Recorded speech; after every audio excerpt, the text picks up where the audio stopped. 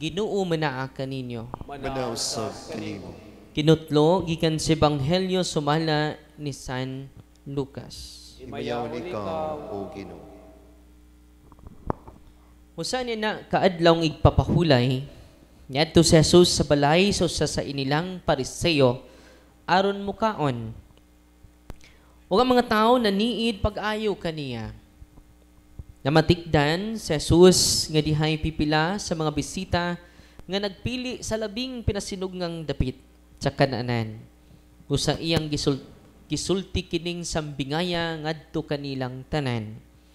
Kun dapiton gani kamo pagtambong sa usa ka kumbira sa kasal, ayaw kamo paglingkod sa labing pinasidunggang dapit sa kanaanan. Kitingali unyag may laing dinapit nga labi pang importante kay kanimo. Ug ang nagdapit kaninyong duha mo duol ug mingon kanimo, say palingkura diha. Unya maulawan ka ug magpugos paglingkod sa labing ubos nga dapit. Hinunua kun dapiton ka adto lingkod sa labing ubos nga dapit. Aron ang nagdapit kanimo moduol ug maingon, higala balhin nga ri sa pinasidunggang dapit. Sa ingon niini kapasidunggan ka tubangan sa tanang dinapit. Kay kadtong magpataas ipaubos, ug ang magpaubos ipataas. Unya mingon si Jesus sa nagdapit kaniya, kung ikaw magkumbira, ayaw dapita ang imong mga higala, o ang imong mga igsuon, o ang imong mga paryente, o ang mga dato mo nga mga silingan, kay sila mo balos pagdapit kanimo. Og sa ingon niini ikaw hibaslan sa imong gibuhat. Kung magkumbira ka, maoy dapita ang mga kabus, ang mga bakol, ang mga piang, ang mga buta, ug mabulahan ka, kay dili man sila makabalos kanimo. Baslan ka ra sa Dios, inig kabanhaw sa mga matarong. Ang Ebanghelyo sa Ginoo. Daygon ikaw, O Kristo. Magandang tanghali sa ating lahat, mga kapatid.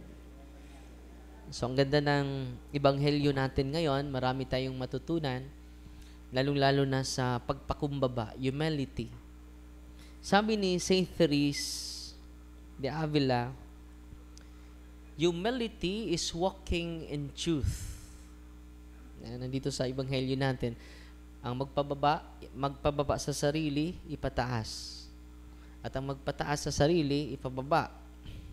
Ang magpaubos, ipataas. Ang magpataas, ipaubos. Sabi ni Saint Therese of Avila, humility is walking in truth. And what is the truth? The truth is that we are nothing. Inay mong tapad, you are nothing. Reply po, utrupog ka. You are nothing. Labaw na nagwali. You are nothing. When we recognize that we are nothing, that's our real image. Yan po ang totoo natin na imahin. Yan kapag mag-increase yung power natin, mag-increase yung wealth natin, mag-increase yung posisyon natin sa lipunan, no? Tataas din yung ano mo. Oh. Garbusa na po ka. Ano? Tinoo dili. Nayawaan de ta anak. Uy. Nabitang madaka sa imong mga kwarta, kadato, kasikat. And then you forget that you are nothing. Nasakitan mo? And that's the reality. That's the truth. Yung kanang kwarta na to nga nasbang ko, madanin nyo. Madadala nyo. Hindi. Kayamanan natin. Hindi madadala. Kaya nga, sa huling banda sa Ebanghelyo ngayon, ang Panginoon ay nag-invite sa atin. Itong mga taong itong pinangalanan ni Kristo, yung mga mahihirap, yung mga may kapansanan, yung walang-wala, ay dapat sila ay may pinaka-importanting bahagi sa puso natin. Kumusta ba kayo? Baka yung mga nasa taas lang ang lagi ninyong nasa puso natin. Yung may posisyon, yung may pera, yung may kayamanan. Ang gusto ni Kristo na may special yung mga taong walang-wala sa puso natin. Example lang ha. Yung sweldo mo, example lang, 1,000 for example, every week. Nag-share ka ba para sa mahihirap? Uy, share. Kuwang pa na mo. Totoo, hindi. Kuwang pa na ako. Daghan magaling kong utang. Kanang 10% sa inyong madawat nga blessing, please, ayaw na nagastuha, ihatag na nas mga pobre. Uy, na pobre man ko over there. Way pobre nga way kahatag. Way dato nga wa magkinahanglan. Tinoo dili. Naroon kitang tanan ha. Una ko invitation nyo. 10% sa inyong allowance o inyong madawat, ihatag na sa pobre. Ihatag na sa mga masakiton. Kung may kapitbahay ka na nilalagnat pero walang pera, pambili ng biogesic. Yung 10% ninyo, ibibigay nyo po yan. Lalong, ito po, challenging po ito. Bakit? Itong mga mahihirap, sabi niya, itong mga may sakit, may kapansanan, sila po ay hindi makasukli sa lahat ng kabutihan ninyong nagawa. Totoo, hindi? Nung una, nalaman ko ito sa papa ko. Kung bago kang pasa sa board exam, sa pagka-teacher, pupunta ka sa superintendent para maka-item ka. And then, yung nakasanayan, puntahan mo yung bahay ng superintendent at magdala ka ng kambing, magdala ka ng manok para may masuklian yung generosity mo. Sino mo itong mga batang ito? Baka akala nyo anak ko yun. No? Ang daming anak ni Father. So, ngayon, ang ilagay natin sa ating puso, ito po, unahin natin pag-share yung mga tao sa lipunan natin na hindi makasukli sa'yo. Dili makabawas nimo. Uy. Daghan ng watags pare. Tinoo dili. Ay magmisa. No. Ma, patilaw ako ng paas manok ba? Sa pare, nanak. Aka na lang batikon ako, ma. Sa pare, lagi na. Aka na lang pako ako, ma. Gingnan kag sa pare, no? Ingon daw bata, gutom na kay kuma. Taas yung waling pare. No? Na lang akong atay, ma. Gingnan kag sa pare, na? Ingon tong batang gamay, giatay ning pari, ah. Nakaroon ng pangutana, kung pakaon mo sa pare, the more sa mga way gikaon. Sa gisultis Ginoo.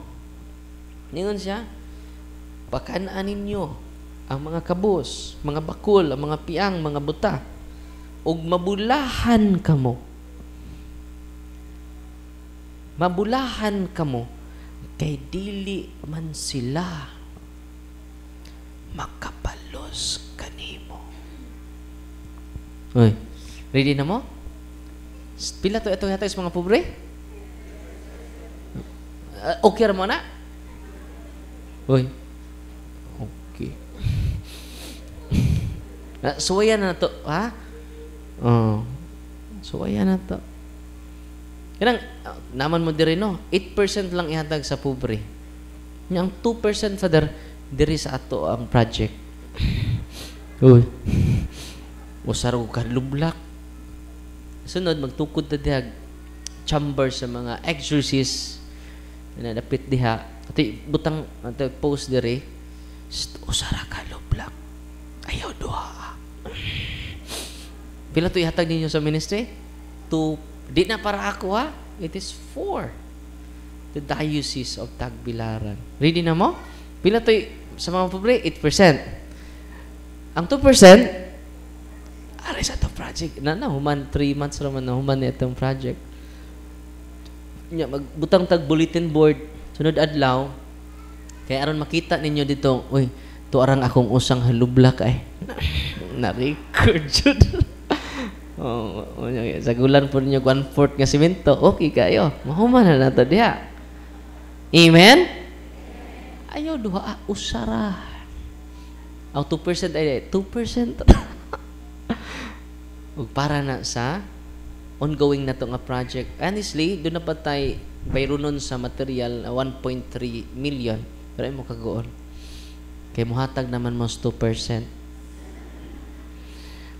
Ang 8% asa to nyo ihatag? Sugod na taro na. Yung pananglitan ng inyong yung tanaw ninyo butanganan sa inyong sapatos, nabot na 100 ka parisan. Nga, pila man imong TL? Tubag, pila TL? Yang anong mura naman mong sintipid? Pero tinang daghan na mong TL. Ihatag ng daghan ninyong mga sapatos. Amen? Yati, ramahal. Bakit ito? Nag-collection ba ako, Father? Saan man eh? Di madali na mo. Dili,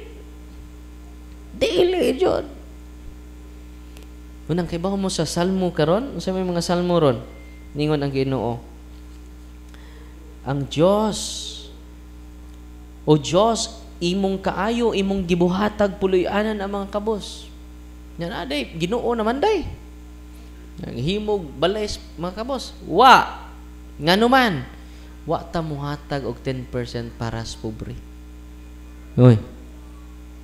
Nya ang atong example ini si Bishop Abet na sa pabahay sa mga kabos, no?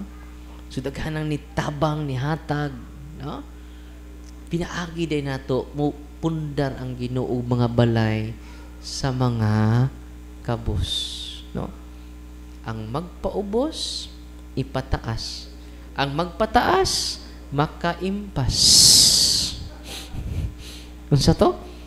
Ang magpaubos makatubos.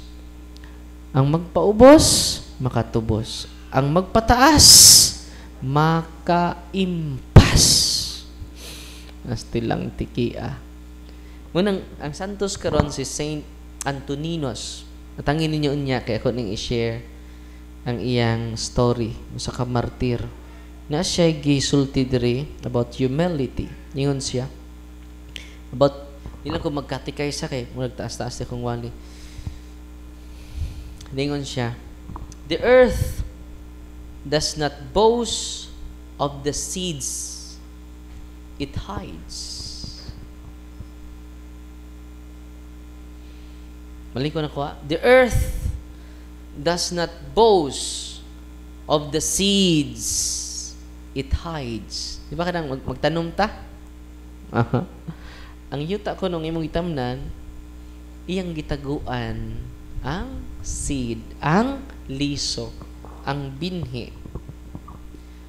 So too, kung ano siya, figure of speech. So too, I be buried in the will of God unseen. Mausad ako, ilubong ko sa kabubuton sa Ginoo, unseen, that His light may grow. Wow. Saint Antoninus of Pamier, no? So pa iyang gisulti, dapay lain ang gisulti. Nindot ni, reminder na mo tanan. To speak of Christ without humility is to strike the air. Kung magsulti kuno ni Kristo about Christ, nya watay humility, mura gisukmag na tong hangin. Maigo bay hangin. Mura kuno kag buang. Nakigsukmagay, nga way maigo.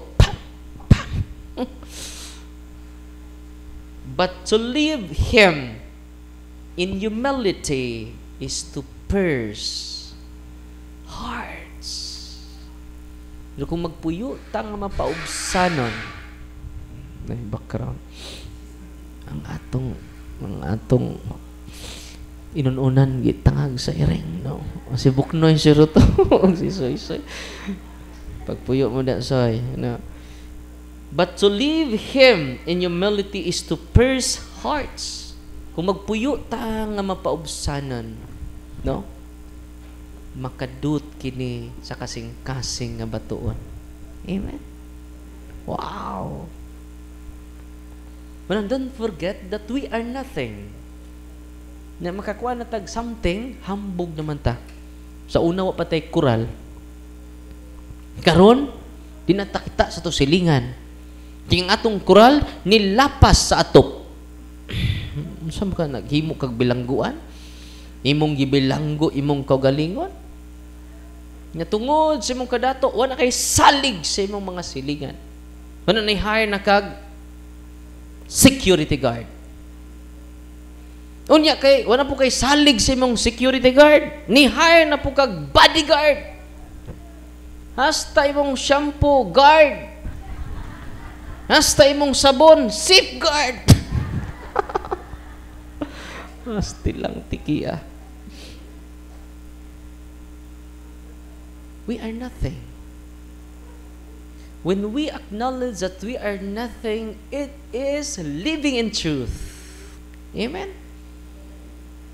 Ang imong banay, you are nothing. Ina po din mong asawa, you are nothing. Now, all together, we are nothing. Kumawa na ito mga butang, ina, we are nothing. Kawatan ta, we are nothing. Di ka ma-pressure. Kay we are nothing. Muna day to walk with humility is to recognize that all of us are nothing. Muna pagpaubos. Kanang nanakay kidaadman, nanakay naabot, nanakatanan, you are nothing. Amen? Unsar ma yun ni to? Unsar jud? Kini ra jud tong saha. Yan di pud angay ipasigarbo, no? Kini tong saha. Di jud angay ipasigarbo. Manang all together, let us embrace the truth that we are nothing. Itanawa ko si Kristo, special kaniya ang mga pobre. Muna nga kung mo na buhato na to, 10% ka na nato ito ihatag sa mga pobre, so ay ninyo, ang Diyos mo'y mubaws ninyo. Ready na mo. Tinood? So ay, sample na kay 500 kada simana, pila may 10% ana? 550? 50 ba or 25? Asensya na mo kay di ko maayog mat. 50? Okay na. Kana mga namaligya in tawag kining ito nagsurig-surig palit og nagmaligya og mga turta na maligya na kilid-kilid bitaw. Kini ako ning palitan. Katong 50 nimo palit kag Jis, ayaw na pasukli eh. Kini para na ni sa lipay ang Ginoo. Mingon ding ang pobre sa nay sukli 40, keep the change. Ang Ginoo nay bahala nako. Katong 50 ninyo, sunod adlaw, pilo-piloon to. Suwaye. Hoy, tuo mawa, de. Tuo na lang para mahuman akong wali.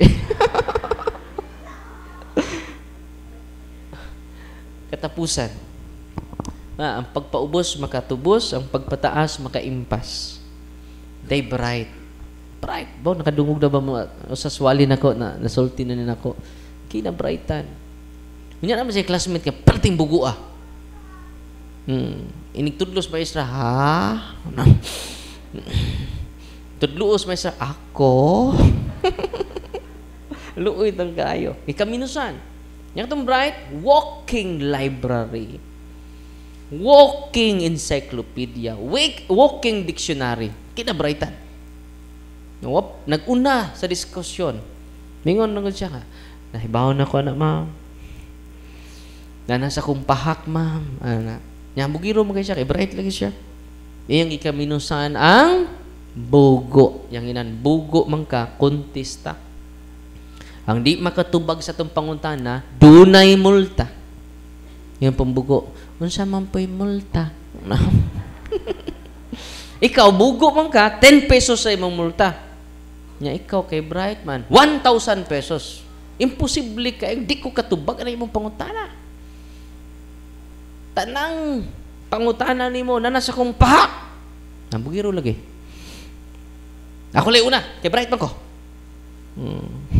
Ako lay una mangutana. Yung pambugo, sige. Unsa may imong pangutana?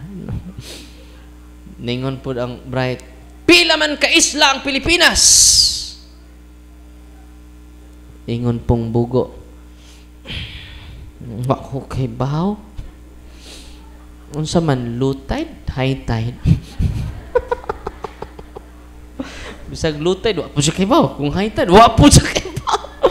Ayan ang binibawaan nga, mudaghan kung low tide. Dagan-dagan.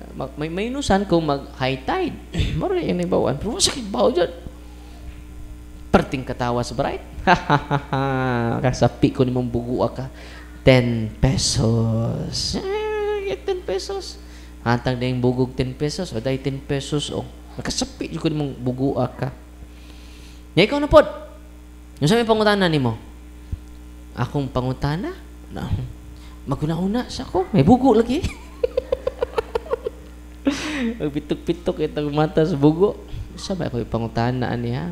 Sumo niya yung pangutana. Anan ako yung pangutana ni mo? Unsang mananapa? Nya kung naas ubos, upat yung tiil. Nya kung musaka, napo yung tiil. Ningon ang bright, napitok-pitok ang mata sa bright. Di na! Ni-smile ang bugo. 1,000 pesos. 1,000 pesos. Wala ka kibaw? Sana balagi na! Ya, 1,000 pesos. Wala ka kibaw? Yati ning bugo. Ada. Naisahan ko. Wala 1,000 pesos, oh. Ningon ding bright. Unsa may tubag ato? Unsay tubag ato? Nikuha ang bugo og 10 pesos. Uminsa, na 10 pesos, oh. Wasag ko mahibaw.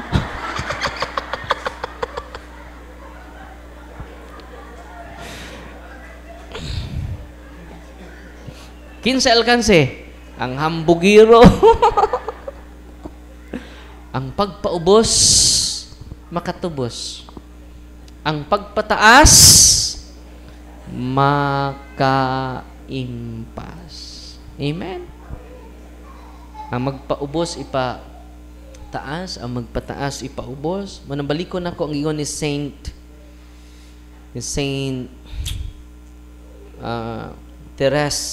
Teresa of Avila.